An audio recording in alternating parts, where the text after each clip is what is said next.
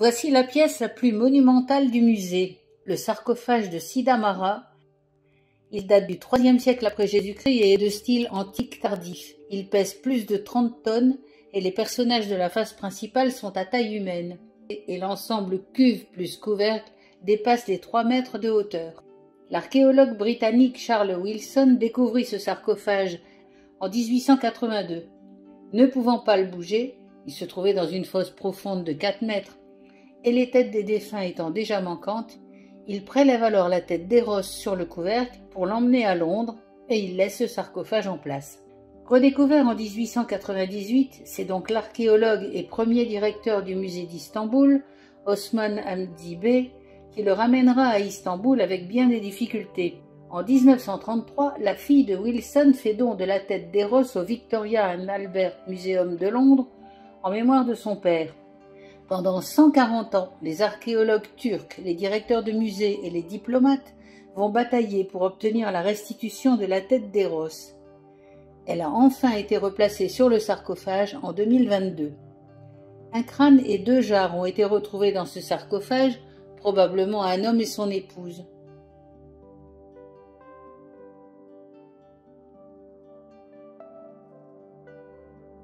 Sur la face principale, on voit le défunt assis au centre, dans les atours d'un poète, tenant à la main un volumen roulé, le livre du poète de l'époque.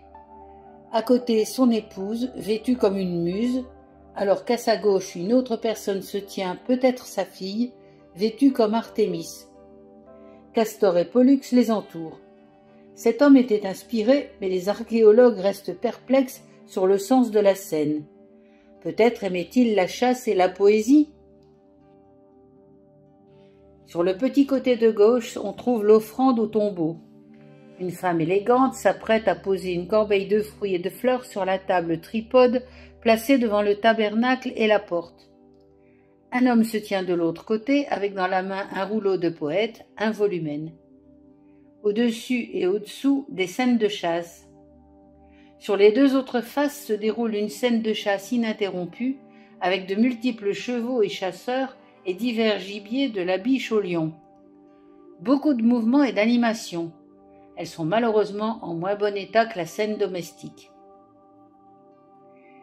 Le couvercle déborde de la cuve et est en forme de lit de repos sur lequel sont couchés le mari et sa femme, entourés d'amour qui veillent sur eux. Tous regardent dans la même direction. Et cette direction principale devrait être disposée au-dessus de la scène familiale de la cuve, selon les conventions habituelles de la sculpture funéraire. Mais dès l'Antiquité, ce couvercle a été placé à l'envers, tourné vers la scène de chasse. C'est le dernier avatar de ce tombeau baroque, mal compris par les spécialistes, mais admirable par la puissance de son décor et la vie qui se dégage de tous ses personnages. Les scènes de banquet sur les sarcophages sont classiques. À l'époque archaïque, on trouve des scènes de libation, des banquets votifs. Puis sur les stèles, on voit le défunt offrant du vin ou des fruits aux dieux pour obtenir leur faveur, leur considération en tant que héros ou simplement affirmer sa valeur sociale. Le motif se répand ensuite dans les autres régions hellénisées et le défunt est allongé sur un lit de banquet, seul, la main gauche soutenant sa tête, la droite dirigée vers la table tripode où se trouve l'aimé. Plus tard, le banquet funéraire sera représenté dans le style grec-oriental opulent. Le défunt, qui tient une coupe ou un objet symbolique de sa vie, est avec sa femme soigneusement coiffée et paré de nombreux bijoux.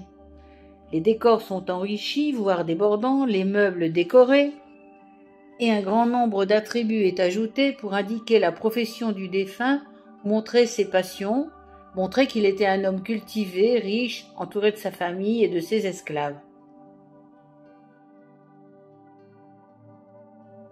Les stèles gréco-perses sont de grandes dimensions avec banquets, mais aussi avec des représentations de chasse, des allusions mythologiques, des scènes de danse. Tout un monde est recréé autour des défunts, qui partent bien entourés faire la fête au royaume des morts.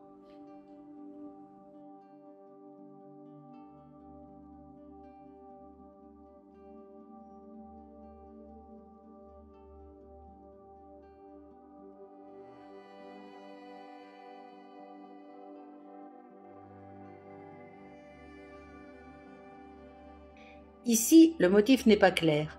S'agit-il d'une scène de libation, de danse ou simplement d'une bacchanale? En tout cas, c'est un motif funéraire peu fréquent.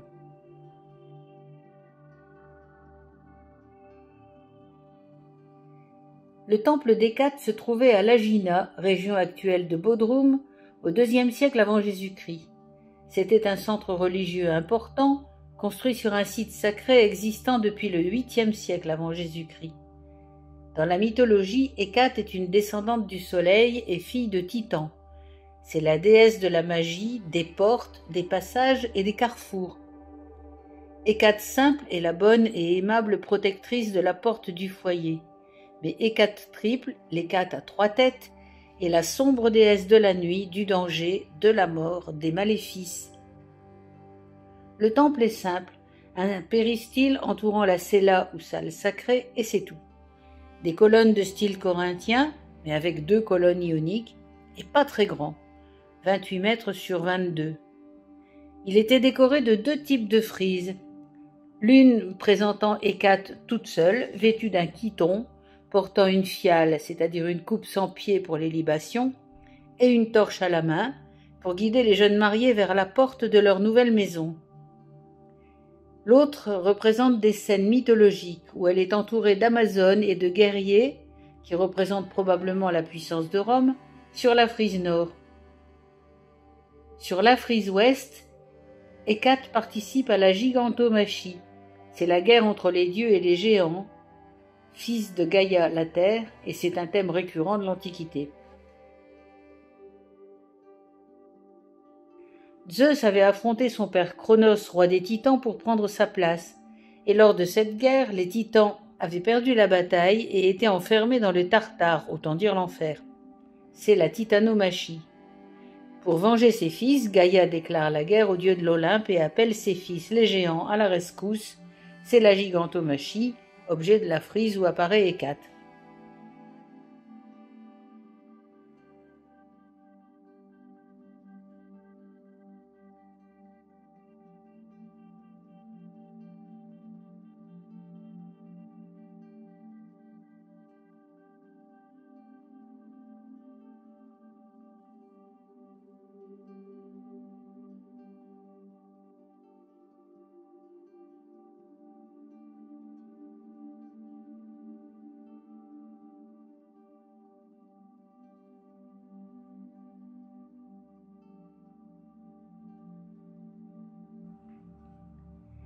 Le temple d'Artémis aux sourcils blancs a été construit à Magnésie, une ville située sur le fleuve mythique Méandre, et c'est un petit temple de 8 colonnes sur 15.